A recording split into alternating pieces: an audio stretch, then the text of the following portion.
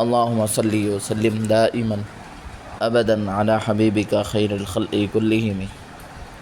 امراء اور گورنر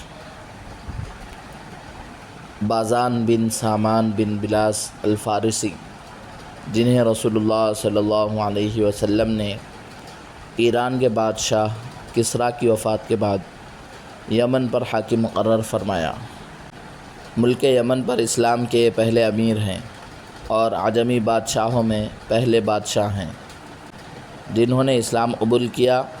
پھر ان کی وفات کے بعد ان کے صاحبزادے شہر بن بازان کو یمن صنعاء پر حاکم مقرر فرمایا۔ یہ کسی حادثے میں مقتول ہو گئے تو رسول اللہ صلی اللہ علیہ وسلم نے خالد بن سعید کو امیر مقرر فرمایا۔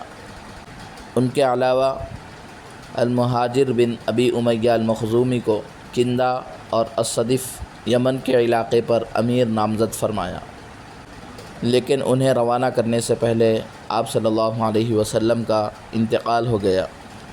آپ کی وفات شریف کے بعد جب عرب میں ارتداد کا فتنہ ابل پڑا تو سیدنا ابو بکر صدیق رضی اللہ عنہ نے اس فتنے کی سرکوبی کے لیے انہیں روانہ فرمایا تھا۔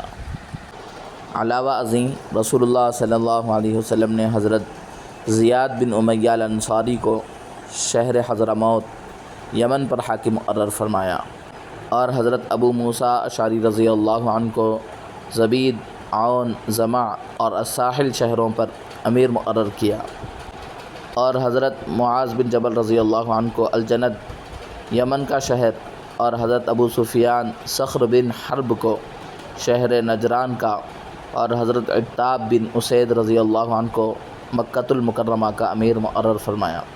اس وقت حضرت عتاب رضی اللہ عنہ کی عمر 20 سال تھی۔ حضرت علی بن ابی طالب کو الاخماس یمن پر قاضی مقرر فرمایا اور حضرت عمرو بن عاص رضی اللہ عنہ کو شہر عمان کا امیر مقرر فرمایا۔ سیدنا ابو بکر صدیق رضی اللہ عنہ کو 9 ہجری میں امیر الحج بنا کر صحابہ کی ایک بڑی تعداد کو مکۃ المکرمہ روانہ فرمایا۔ اسی سال سیدنا علی رضی اللہ عنہ کو خانہ کعبہ میں سورہ براءت کی علی الاعلان تلاوت کرنے کے لیے روانہ فرمایا۔ ان کے علاوہ کثیر صحابہ کو صدقات و زکوٰۃ کی وصولی کا ذمہ دار بنا کر قبائل میں روانہ فرمایا رضی اللہ عنہم۔